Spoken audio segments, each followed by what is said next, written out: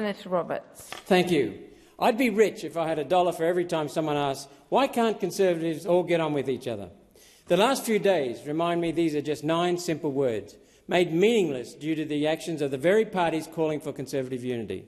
These events remind that social media is often used as a form of coercive control through lies. It need not be. Social media can instead inform, inspire and save lives, to the ability of social media to offer a community to those who feel life doesn't care about them, Australians who feel abandoned, vulnerable, alone. These may be divorced men, detransitioners, traditional wives, farming families, vaccine injured, and so many being abandoned in the rush to a woke society that degenerates with each day. I'm concerned that social media may be the baby thrown out with the bathwater unless reason and self-control returns to public discourse. Encouraging blatantly false statements for political objectives is disgraceful, and after personally pointing out the lie, leaving false posts in public shows it's willful. I ask those in this debate to consider Proverbs 15:4. Gentle words are a tree of life. However, a deceitful tongue crushes the spirit. We have an obligation to lead through example, to inspire the best outcomes possible, and I will remain focused on doing exactly that. One Nation understands that while human rights are immutable, these are always tempered with common sense. As the saying goes, just because one can does not mean one should. This is the essence of conservatism, to consider we are part of a community composed of other human beings who we have an obligation to treat with honesty, respect, courtesy and consideration. Not because the government makes us, but because it is the Conservative way. As a Conservative party, One Nation stands opposed to any restriction on free speech except one. Free speech stops where incitement to violence starts. That has been my position since coming into the Senate, and it remains my position. It matters not who the parties are. Violence has no place in a civil society, no place in a conservative society, and no place on social media. I want to pay my compliments and extend my appreciation to Senator Babet, John Ruddick and Topher Field, who have in the last few days demonstrated decency and leadership and honesty, and I thank them for that. Representing the state of Queensland in this Senate is a rare honour, shared with only 107 other Queenslanders since Federation. I am proud to be contributing to Queensland and to Australia. I am proud that in 7 years in the Senate I've only missed 1 day of sitting, and that was spent in hospital. I am proud of how I have decided my vote on the 378 bills that have come before the Senate in that time.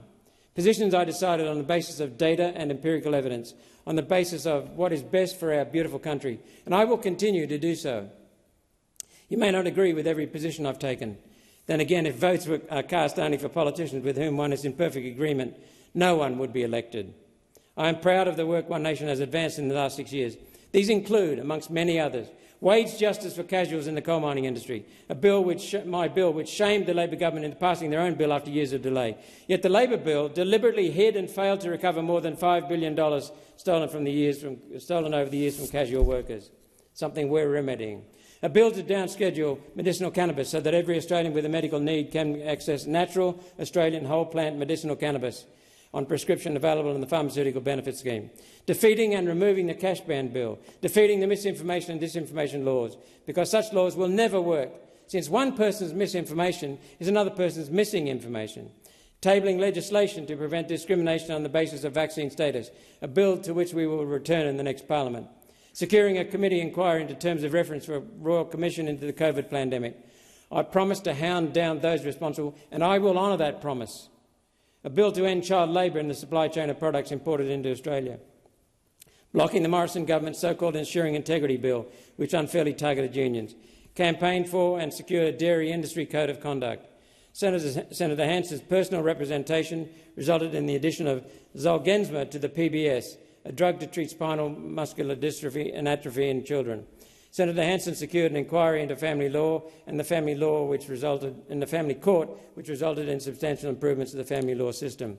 One Nation secured $500 million for regional road reconstruction projects in Queensland, Rockhampton Stadium, Ipswich Raceway, Yeppoon Aquatic Centre, $5 million for Driver Training Centre in Townsville, $12 million for community radio, and campaigned successfully to extend community television licences on 2 occasions. And leading the pushback against child mutilation as a so-called treatment for gender dysphoria. This is just a sample of our work, much of its successful outcomes of working with the government of the day. I look forward to continuing my work, if voters so choose, in the 48th Parliament as a senator for Queensland, a senator with One Nation.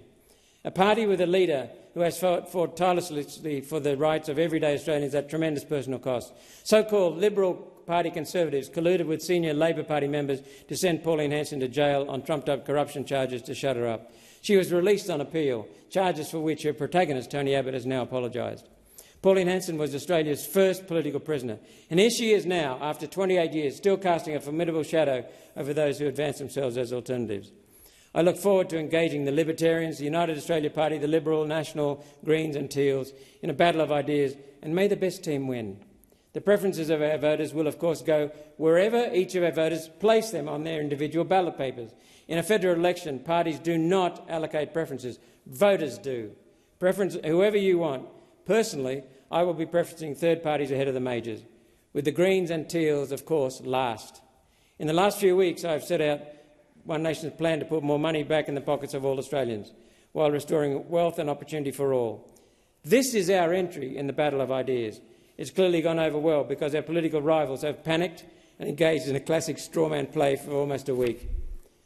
Don't look at this amazing plan to restore wealth and opportunity to this beautiful country. Instead, look over here at outrage confected with a bill that was decided before it came to the Senate in a Liberal, Labor, Greens and Teal party stitch-up. I've yet to see any criticism of those parties who actually voted for the bill, because this isn't about the bill, it's about the outrage and the distraction.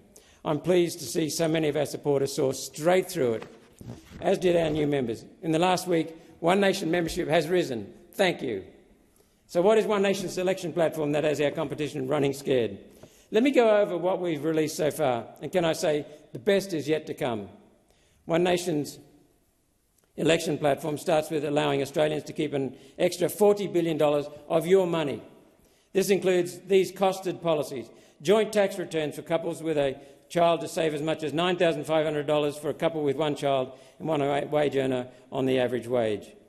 A reduction in electricity prices of 20% immediately and more than 50% in the longer term once new zero-emission coal plants come online.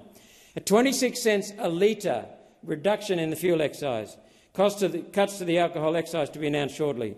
Allowing pensioners who meet the assets test to earn an income without losing the pension. Adding as many as 600,000 experienced and motivated and dedicated older Australians to the workforce. Allowing self-funded retirees to earn more before paying tax. To encourage further self-funding of retirement.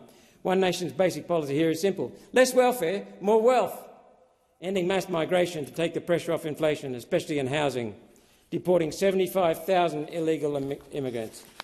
Deporting 75,000 illegal immigrants. Removing GST on building products for 5 years and eliminating the NDIS building code and the 6-star energy code as a requirement for new homes, saving as much as $75,000 on the construction cost of a new home. The truth on these building codes is that in an attempt to be inclusive, we are excluding many young Australians from the housing market. Letting Australians keep more of their own money will be paid for through cutting government spending $90 billion, all costed, and adding $13 billion in additional gas excise from gas exports. I'll explain this in more detail closer to the election. Hell's Gate Dam on the Burdekin River finally One Nation will build, baby, build. We will build, baby, build, including Hell's Gate Dam on the Burdekin River for irrigation and flood mitigation to protect coastal Queensland. Emu Swamp Dam to provide water security to Stanthorpe. The Urana water project to provide water security, irrigation and flood mitigation to the Broken River in North Queensland, while supplying Moranbah with the water necessary for an expansion in employment and development in the area. Watch for that announcement soon. Inland Rail extended along the forestry route to Wandoan, Banana and then the Port of Gladstone, along with an $8 billion container facility to turn Gladstone into Australia's premier container port, with a multimodal just west of Gladstone. Public Works in New South Wales. That will bring logistics benefits to all Australians. Cheaper, quicker goods in and out of the country through Gladstone Port. Public Works in New South Wales, Victoria, Queensland and Western Australia to be announced shortly. Finally, with the cut in government spending, using that paying an additional $30 billion a year off our national debt, the annual interest on which will hit $50 billion a year in 2026-27, making it the single largest item in the budget, interest payments. One Nation will put more money in your pocket and restore wealth and opportunity for our whole beautiful country.